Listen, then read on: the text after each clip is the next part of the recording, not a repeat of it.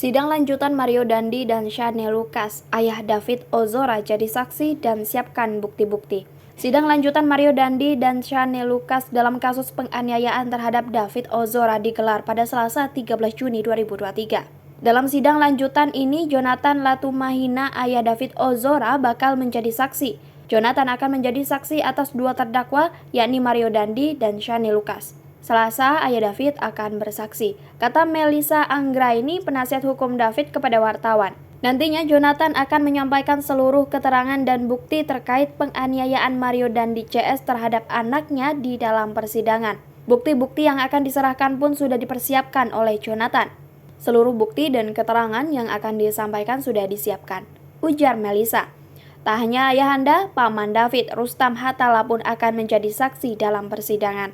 Namun dirinya dijadwalkan menjadi saksi pada persidangan Kamis 15 Juni 2023 mendatang. Pak Rustam hari Kamis, ujarnya.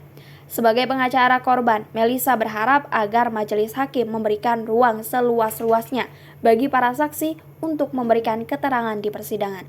Karena keseluruhan saksi akan memberikan dampak besar atas pembuktian pasal-pasal yang didakwa terhadap Mario Dandi dan Shane Lucas, katanya. Sebagai informasi, Mario Dandi dan Shane Lucas merupakan dua terdakwa perkara penganiayaan berat rencana terhadap David Ozora. Dalam perkara ini, Mario Dandi dijerat dakwaan ke-1 pasal 355 ayat 1 KUHP, junto pasal 55 ayat 1 ke 1 KUHP, subsidiar pasal 353 ayat 2 KUHP, junto pasal 55 ayat 1 ke 1 KUHP. Atau dakwaan kedua pasal 76C junto pasal 50 ayat 2 Undang-Undang Nomor 35 Tahun 2014 tentang perubahan atas Undang-Undang Nomor 23 Tahun 2002 tentang perlindungan anak junto pasal 55 ayat 1 ke 1 KUHP. Sementara Shane Lucas dijerat dakwaan ke-1 pasal 355 ayat 1 KUHP junto pasal 55 ayat 1 ke 1 KUHP, subsidiar pasal 353 ayat 2 KUHP junto pasal 55 ayat 1 ke 1 KUHP.